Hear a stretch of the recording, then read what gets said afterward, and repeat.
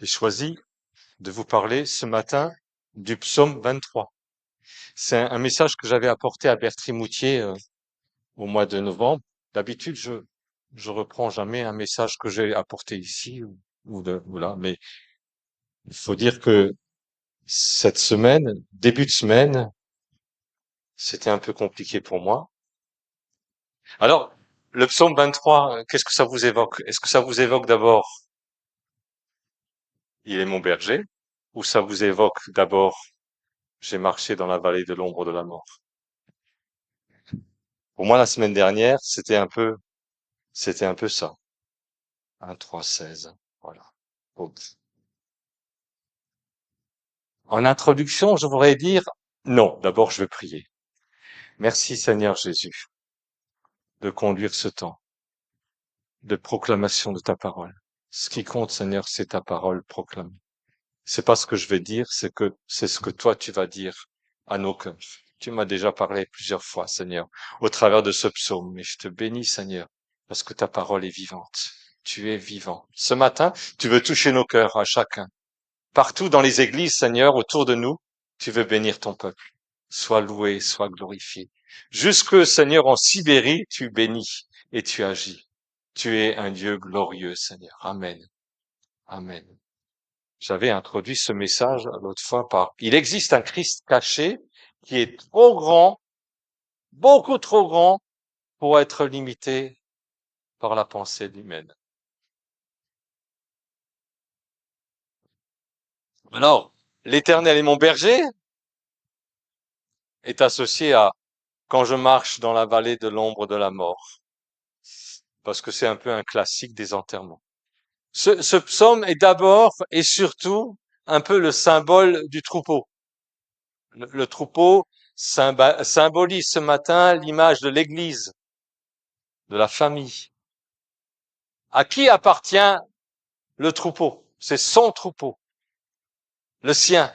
Moi, j'aime bien la notion de petit troupeau, de, de chemin étroit, de porte étroite. C'est un peu autre chose que la théocratie ou les méga churches, mais les grandes églises existent aussi. Il est le propriétaire du troupeau et vous avez été choisi. Ce n'est, n'est-ce pas moi qui vous ai choisi? Jean 6, 70. Je connais ceux que j'ai choisis. Heureux celui que Dieu choisit. Psaume 33.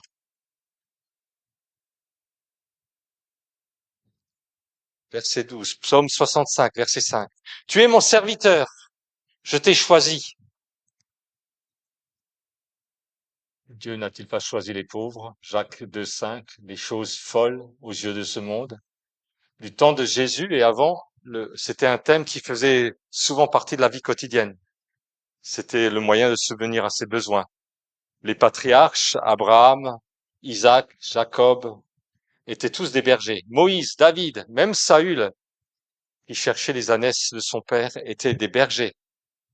Aujourd'hui, c'est plus tellement le cas, sauf des cas un peu exceptionnels. On parle plutôt d'animaux domestiques, des pets. Alors quand on promène son chien, on a très vite beaucoup de choses à se dire entre propriétaires de chiens. C'était un symbole fort. Et chez les herbivores, dans la brousse, les petits sont regroupés souvent au centre du troupeau. Dans un troupeau de moutons, les têtes sont toujours vers l'intérieur, parce que le prédateur, lorsqu'il attaque, il veut atteindre la tête pour tuer et neutraliser le plus rapidement possible. L'ennemi s'attaque aussi aux brebis seules, qui sont en dehors du troupeau et qui s'éloignent. C'est un troupeau de moutons, pas un troupeau de chevaux, pour qu'on ne monte pas sur nos grands chevaux, ni un troupeau de chèvres, ni une meute. C'est un troupeau de moutons. Alors, parfois, d'une façon très légitime, on pourrait se demander, mais pourquoi moi, à ta place, Jésus, j'aurais choisi quelqu'un d'autre que moi? Et in fine, tu nous appelles chacun à être parfait, saint. Et parfois, c'est difficile peut-être même impossible, voire insupportable, parce que la mise en pratique humainement, sans le Saint-Esprit, est parfois impossible. Les 7 fois 70 fois pour le pardon. Une remarque, ça concerne surtout les offensés, pas les offenseurs, cette parole-là. Le secours, c'est la croix. Chaque jour, la croix. Nous sommes invités à marcher humblement avec notre Dieu pour que Jésus grandisse en moi et que moi je diminue. À lui, toute la gloire. Et je ne veux pas lui voler sa gloire. Il y a ce verset très fort dans la parole, dans Éphésiens, au chapitre 5, verset 21. Soumettez-vous les uns aux autres. Soumettez-vous les uns aux autres. Même ceux qui sont responsables, soumettez-vous les uns aux autres. Portez-vous les uns les autres. Il n'est pas question de dire, il faut faire comme ça parce que moi j'ai décidé que c'est comme ça que ça doit être fait. Soumettez-vous les uns aux autres. Face au monde, comment mettre en pratique la parole de Dieu? L'obéissance à la parole. Est-ce que est-ce que je peux être prisonnier de mes pensées, de mes positions intransigeantes? Je connais des personnes comme ça qui sont complètement coincées par ça. Et elles sont persuadées de bonne foi d'être dans la vérité. Des pensées formatées par ce monde, filtrées par ce monde. Je me rappelle de cette pensée très forte qui avait été émise lors d'une pastorale au CNEF 67. Un frère qui introduisait cette pastorale en disant: nous sommes appelés à être une église authentique. Alors, psaume 23, je vais quand même le lire, parce que même si beaucoup d'entre nous le connaissent par cœur, je vais le lire dans la français courant. Le Seigneur est mon berger, je ne manquerai de rien. Il me met au repos dans des prés d'herbes fraîches. Il me conduit au calme, près de l'eau. Il ranime mes forces. Il me guide sur la bonne voie, parce qu'il est le berger d'Israël. Même si je passe par la vallée obscure, je ne redoute aucun mal. Seigneur, car tu m'accompagnes, ton bâton de berger, voilà ce qui me rassure. Face à ceux qui me veulent du mal, tu prépares un banquet pour moi. Tu m'accueilles en versant sur ma tête un peu d'huile parfumée. Tu remplis ma coupe jusqu'au bord. Oui, tous les jours de ma vie, tu me poursuivras de ta bonté, de ta générosité. Seigneur, j'habiterai dans ta maison aussi longtemps que je vivrai. Alors, je reprends chaque partie de ce psaume. Un psaume archi connu, bien sûr. Souvent en lien avec la mort et le décès. Personnellement, euh, quelques semaines avant que mon papa décède, le Seigneur m'a mis ce verset sur le cœur. Et c'était impressionnant parce que, voilà, c'était assez inattendu et il était pourtant, il n'y avait rien qui pouvait présager ce départ. C'est un psaume de David. Le livre des psaumes est rempli de louanges. Pourtant, à certains endroits, on découvre un David confronté à des événements très difficiles. Et il dit alors dans certains psaumes, comme au psaume 30, Éternel, tu as fait remonter mon âme du Sheol. Tu as rendu la vie d'entre ceux qui descendent dans la fosse. Il y a plusieurs passages comme ça dans les psaumes. Et puis, c'est l'histoire d'un roi qui est quand même, qui a vécu des choses, même si au départ on voit ce jeune David victorieux du géant et d'un tas de choses, d'autres choses, il est quand même confronté à des histoires dures, à un adultère, à un meurtre, et puis il va fuir devant son fils. Une de ses filles va être violée par son fils, il perd ses enfants. Enfin, un roi qui vit des choses très dures. Et là, ce psaume qui commence par L'Éternel est mon berger. À cet endroit-là, ce grand roi, lui, le berger, se positionne humblement devant Dieu comme un mouton, comme une brebis. L'Éternel est mon berger. Il est mon roi, il est mon protecteur, il prend soin de moi, il s'occupe des moindres détails. Et là, finalement, moi, je ne suis qu'un mouton, une brebis. C'est un bon berger. Il connaît mes besoins. Il veut s'occuper de chacun de nous. Il a des projets de paix et de bonheur pour chacun de nous. Son amour est parfait. D'ailleurs, Dieu a tant aimé le monde qu'il a donné son Fils unique, afin que quiconque croit en lui ne périsse point, mais qu'il ait la vie éternelle. Il suffit de voir la nature, de voir la création, pour constater cet amour parfait. Je ne manquerai de rien. On retrouve dans ce verset cette pensée, ne crains rien. 17 fois dans l'Ancien Testament et dans le Nouveau. 7 fois dans le livre d'Ésaïe. Ésaïe 41, 10. Ne crains rien car je suis avec toi. Ne promène pas des regards inquiets car je suis ton Dieu. Je te fortifie. Je viens à ton secours. Je te soutiens de ma droite triomphante. Un peu plus loin. Car je suis l'Éternel ton Dieu qui fortifie ta droite. Qui te dit ne crains rien. Je viens à ton secours. Ou Ésaïe 44. Ainsi parle l'Éternel qui t'a fait et qui t'a formé dès ta naissance. Celui qui est ton soutien. Ne crains rien. Mon serviteur Jacob, mon Israël que j'ai choisi. Et alors c'est le test de la foi. J'ai tout en lui. Il est l'essentiel. L'Éternel est participant actif. Il me fait paître. C'est lui qui me conduit. Il est mon dirigeant, mon conducteur, mon rassembleur, mon pasteur, mon chef. Je ne manquerai de rien. Je ne serai jamais privé de rien. Et on retrouve cet encouragement dans Philippiens, au chapitre 4, versets 6 et 7. Ne vous inquiétez de rien, mais en toute chose faites connaître vos besoins à Dieu par des prières et des supplications, par des actes de grâce, et la paix de Dieu qui surpasse toute intelligence gardera vos cœurs et vos pensées en Jésus-Christ. Et il continue ce psaume. Il me fait reposer. Peut-être que nous avons besoin de repos. Certains d'entre nous sont toujours en train de courir. Certains peut-être sont complètement piégés par leur travail. Après une journée de travail intense, il faut s'occuper du ménage, de la lessive, des enfants, du repas pour demain, pendant que le mari se plonge dans la comptabilité, les papiers de l'entreprise, les devoirs des enfants, comme si notre vie devait être régie par une sorte de course en avant ou d'hyperactivité. Il me fait reposer sur des prés d'herbes fraîches, dans de verts pâturages. Il nous met au vert. Le repos, ça n'a rien à voir avec le stress ou le burn-out. Le mot hébreu, c'est na, ça veut dire pâturage, demeure, maison de berger, habitation, pré, prairie. Ça me parle du sweet home. Souraki traduit par au gazon des oasis. Il y a là de la nourriture. Le pain quotidien, c'est la parole de Dieu. Il me dirige près des eaux paisibles. Et le psalmiste remet là une couche sur le repos paisible, le lieu de repos, l'asile, la quiétude.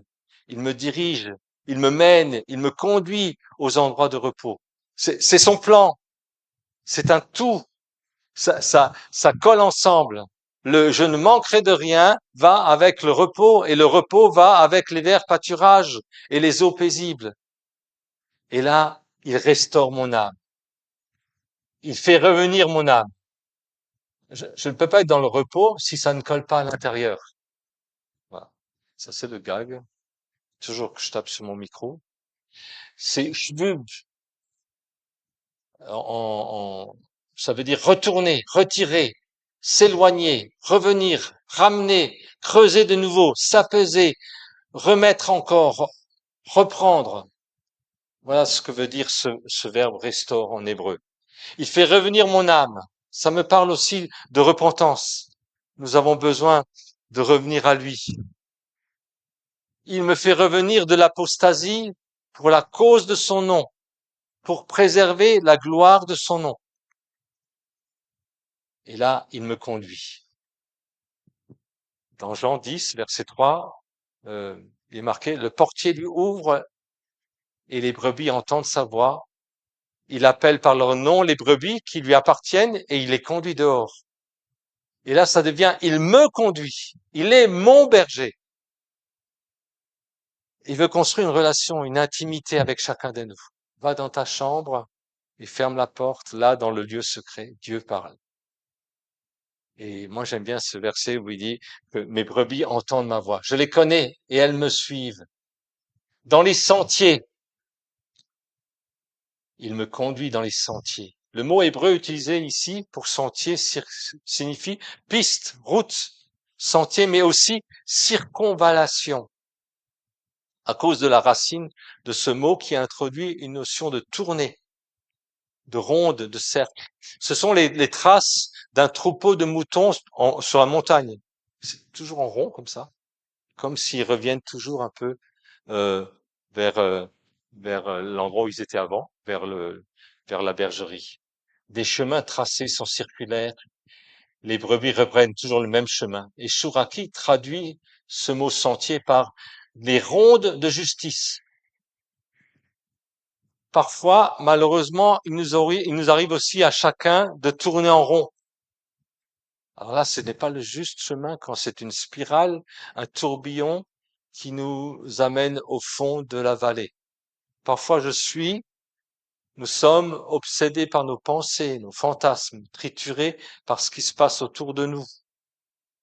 Un monde covidé, en conflit, parfois blessé ou malade ou découragé, soit voire même en colère. Le risque et le défaut, le piège, c'est qu'on revient toujours sur ce même chemin. Mais au bout de ce chemin, le mieux, ce serait de tout remettre à celui qui dit, je suis le chemin, le juste chemin. Il nous conduit sur les sentiers de la justice. Car la réponse, la solution, c'est Golgotha. Et on retrouve la même racine hébraïque de ce mot qui est utilisé pour chemin, c'est agol, c'est-à-dire tourner, rouler. C'est avec ça qu'on a fait Gilgal. À Gilgal, c'est l'entrée dans à Canaan, et l'Éternel va dire à ce peuple, j'ai roulé d'au-dessus de toi l'opprobre de l'Égypte. C'est pareil pour Golgotha. Ce chemin circulaire nous ramène à rouler nos péchés, nos colères, tout ce qui ne va pas dans nos vies à la croix. La vraie repentance. Sur cette croix, le bon berger s'est offert comme une brebis qu'on mène à la boucherie, un agneau sans défaut, qui a remporté une victoire totale en ressuscitant. C'est une formidable espérance, et elle est la même pour tout être humain.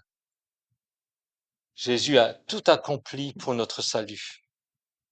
Nous savons que Jésus représente la justice. Lui, l'innocent, a pris notre place à la croix pour nous rendre justes, et il a rendu parfait à perpétuité ceux qui sont sanctifiés. À cause de son nom, Jésus dit, je suis le bon berger. Il utilise le verbe avec lequel Dieu s'est présenté au peuple hébreu. Je suis celui qui est, Yahvé. Ailleurs dans l'Apocalypse, on lit, je suis l'alpha et l'oméga, dit le Seigneur. Celui qui est, qui était et qui vient, le Tout-Puissant. Nous sommes appelés à agir au nom de Jésus. Et si je traverse les ravins de la mort, ou quand je marche dans la vallée de l'ombre de la mort, là, à cet endroit, au fond, dans ces ténèbres, nous avons un rendez-vous avec celui qui dit, moi, je suis le bon berger. Écoute bien, c'est moi qui te parle. Je suis la porte des brebis. Le même Jésus qui dit à la mort, je suis la vie, je suis la résurrection. Alors c'est une vallée encaissée, une gorge étroite. Le mot hébreu c'est gay, euh, qui pourrait venir d'une racine qui signifie orgueil, ou encore du mot goy qui signifie nation. Ça présuppose, cet endroit au fond de la vallée, que la bergerie, les verts pâturages, les eaux paisibles sont en hauteur. Et ça nous ramène un peu à la réalité. L'adversité, les épreuves, il y a du brouillard. Parfois c'est flouté. On ne fait pas la différence entre la nuit et le jour, le mal et le bien. Aujourd'hui, on a l'impression on n'arrive même plus à faire la différence entre ça, entre le mal et le bien, entre le mensonge et la vérité. Malheureusement, parfois même dans l'Église. Je ne crains aucun mal car tu es avec moi.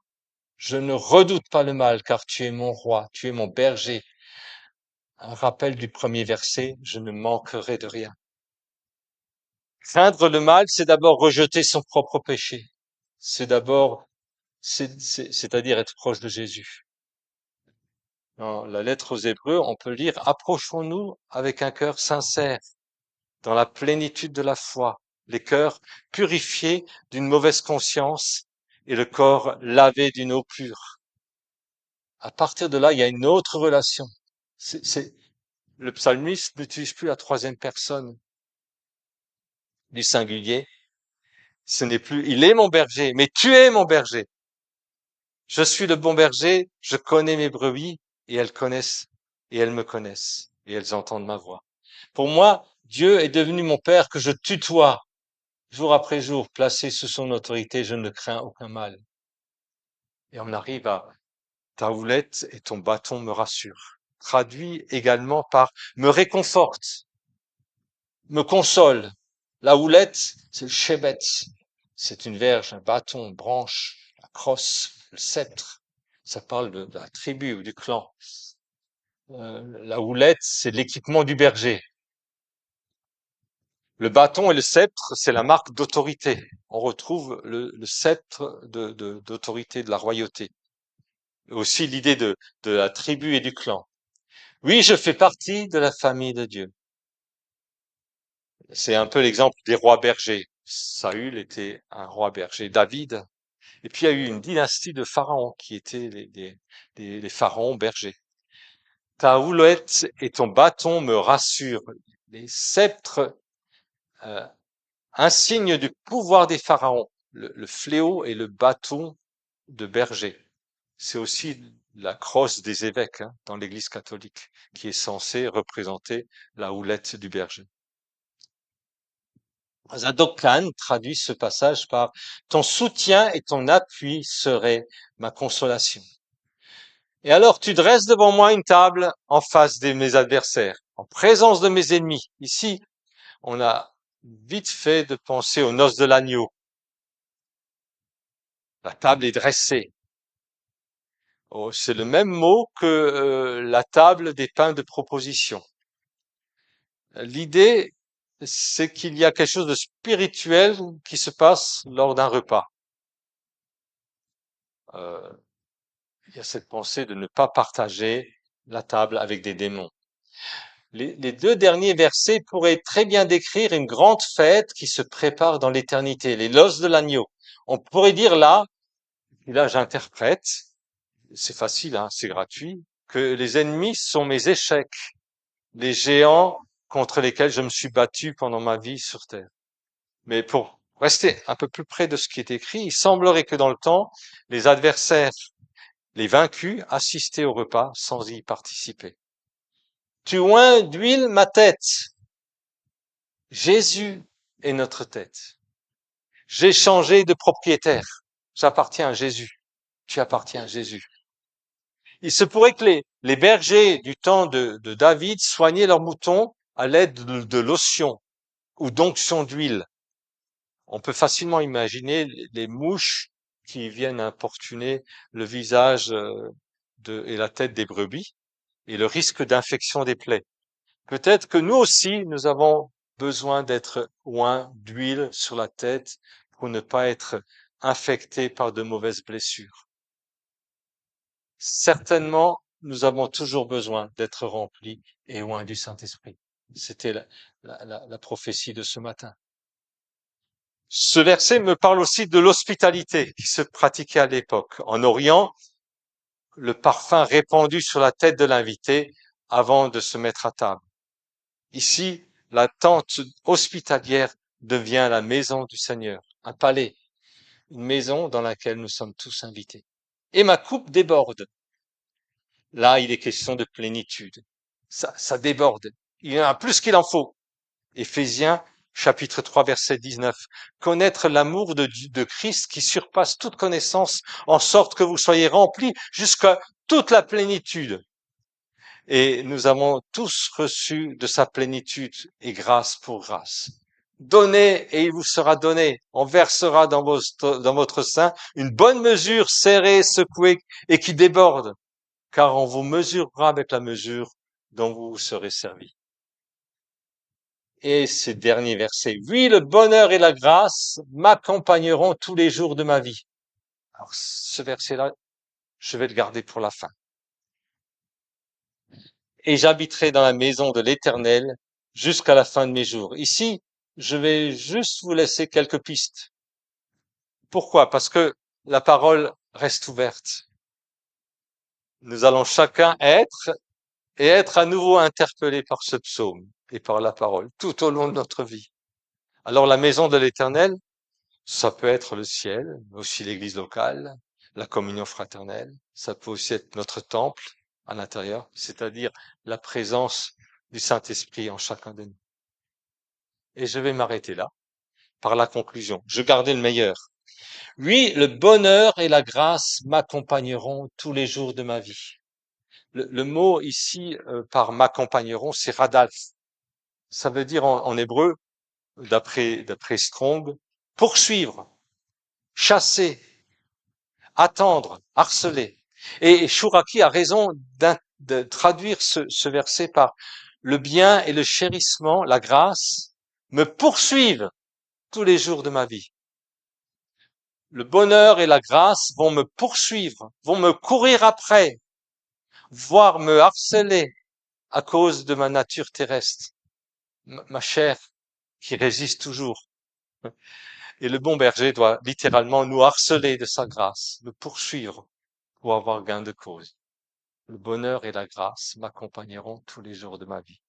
Voilà, je m'arrête là, euh, parce qu'on a encore un temps important là d'accueil, mais encore un verset, une deuxième conclusion, entendre sa voix. Jean 10, 4. Lorsqu'il a fait sortir toutes ses propres brebis, il marche devant elles et les brebis le suivent parce qu'elles le connaissent et parce qu'elles connaissent sa voix. Amen. Merci Seigneur pour cette parole qui est magnifique. Merci parce que toute la Bible est remplie de paroles magnifiques. Merci parce que tu es vivant. Aujourd'hui, comme il y a 2000 ans, tu parles à nos cœurs. Et nous sommes, Seigneur, heureux de faire partie de ton troupeau. Heureux d'être ceux qui entendent ta voix. Heureux, Seigneur, parce que nous sommes touchés par ta parole chaque fois que nous l'ouvrons, le dimanche matin ou tout au long de la semaine. Merci ô Seigneur, de te glorifier au travers de chacune de nos vies. Tu sais où nous sommes arrivés, tu sais où nous sommes arrêtés. Nous voulons que tu aies toute la place, Seigneur Jésus. Amen, Seigneur.